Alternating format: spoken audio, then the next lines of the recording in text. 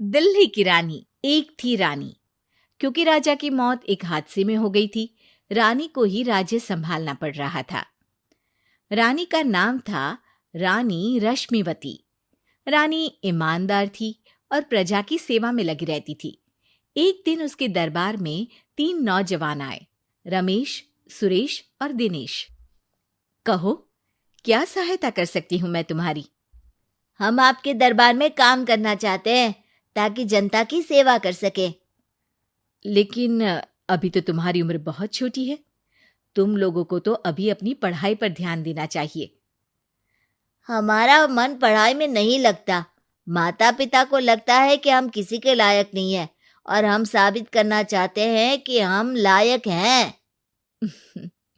उत्साह बहुत अच्छा है, मगर अभी उम्र कच्ची है तुम लोगों की। अरे उम्र से क्या होता है रानी जी?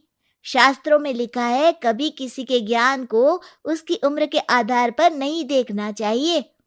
बात तो सही है तुम्हारी। और अगर सच में तुम अगर ये संकल्प करके आए हो कि तुमको यहाँ काम करना है, तो पहले परीक्षा देनी पड़ेगी। 3 परीक्षा, एक शारीरिक परीक्षा, एक बुद्धि की परीक्षा और एक देशभक्ति की परीक्षा। और ये क्या है? वो मंत्री महोदय तुम्हें समझा देंगे। हमारे पास समय नहीं है। अगर तुम लोग तैयार हो तो बताओ। हाँ हाँ, हम तैयार है किसी भी परीक्षा के लिए। मैं भी तैयार हूँ कुछ भी कर गुजरने के लिए। तो ठीक है मंत्री जी, आप इन तीनों की परीक्षा कल से ही शुरू कर दीजिए। जो आ गया रानी साहिबा। अगले दिन से ही तीनों की परीक्षा शुरू हो जाती है। पहले शारीरिक परीक्षा, यानी किस में कितना है दम, ये देखेंगे हम। क्योंकि शरीर में दम होगा तभी तो प्रजा की सेवा में दम लगा पाओगे। हमें क्या करना होगा?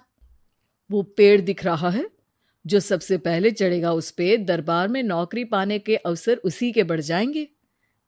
मैं चढ़ता हूँ। अरे रुको रुको, गिनती गिनने दो। 1, 2, 3। 3 की गिनती के बाद रमेश और सुरेश भागकर पेड़ के पास गए, मगर दिनेश आराम से पेड़ के पास गया।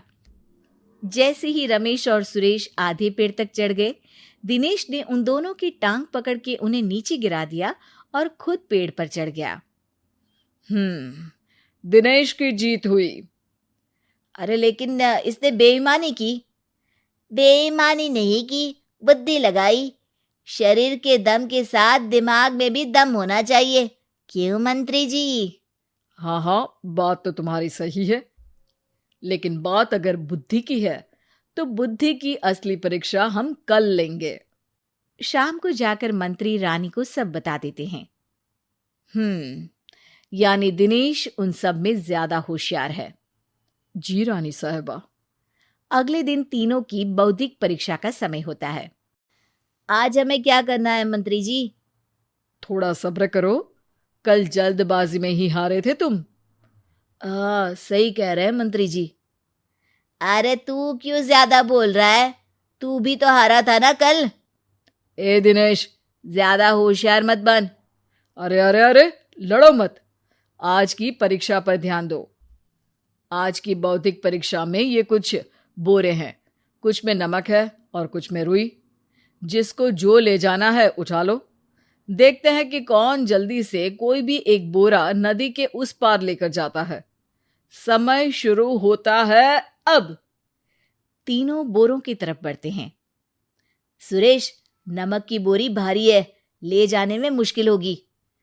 हाँ हाँ, सही कह रहा है, रुई हल्की है, हम दोनों रुई लेकर चलते हैं। अरे भाई, मैं तो नमक लेकर जाऊंगा। रमेश और सुरेश ये सोचकर हंसते हैं कि आज तो दिनेश हार ही जाएगा। दौड़ शुरू होती है। 1, 2, 3। तीनों नदी की तरफ भागते हैं। रुई में वजन कम होने के कारण रमेश और सुरेश आगे निकल जाते हैं और दिनेश थोड़ा पीछे। पर जैसे ही वो सब नदी में जाते हैं, दिनेश की बोरी का नमक गलने लगता है और वजन कम हो जाता है, जबकि रमेश और सुरेश की रुई में पानी भर जाता है और बोरी का वजन बढ़ जाता है। अरे ये इतनी भारी क्यों हो गई रमेश? अरे मुझे क्या पता, शायद जादुई बोरी है। अरे लगता है कि हम बेवकूफ बन गए। बने नहीं हो, तुम हो ही बेवकूफ। इतना तो पता होना चाहिए कि पानी में नमक गल जाएगा। दिनेश का पूरा नमक गल जाता है और बोरी खाली हो जाती है। वो जल्दी से रेस पूरी कर लेता है। इस परीक्षा के विजेता भी दिनेश ही हैं। उसने दिमाग लगाकर दिखा दिया कि वो बौद्धिक परीक्षा में भी रमेश और सुरेश से आगे है। अब कल तुम्हारी देशभक्ति की परीक्षा होगी, जो स्वयं रानी मां लेंगी। रात को फिर मंत्री रानी के पास जाकर बता देते हैं कि आज की परीक्षा में कैसे दिनेश ने अक्लमंदी दिखाई और बौद्धिक परीक्षा में भी उसी की जीत हुई। अरे वाह, दिनेश तो हमारे बहुत काम आ सकता है। हम उत्साहित हैं कल की परीक्षा के लिए। वो तो ठीक है रानी साहिबा, लेकिन हमने सुना है कि पड़ोसी राज्य का राजा आकाशदीप हमारे राज्य की सीमा में घुसपैठ कर रहा है। ये तो चिंता की बात है। हमें जल्द ही कुछ करना चाहिए। अगले दिन रमेश, सुरेश और दिनेश अपनी आखिरी देशभक्ति की परीक्षा के लिए दरबार में आते हैं। प्रणाम रानी साहिबा। नमस्कार रानी जी। प्रणाम रानी माँ। हमने तुम्हारी परीक्षा पर गौर किया। दिनेश आगे हैं।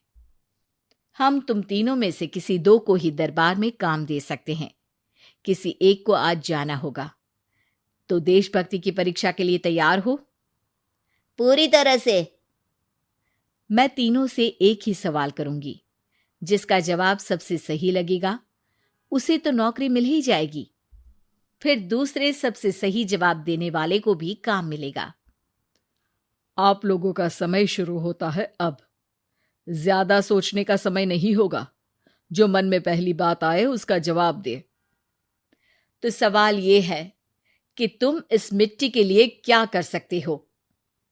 मैं इस मिट्टी को साफ रखूंगा। यहाँ के लोगों के भोजन की कमी को मैं पूरी करूंगा। मैं यहाँ के लोगों को गले लगा लगा के उनको खुशी दूंगा रानी माँ, और गरीबों के लिए घर बनवाऊंगा। मैं इस मिट्टी के लिए किसी की जान भी ले सकता हूँ रानी माँ। मंत्री, दिनेश को एक तलवार दो। जी रानी जी।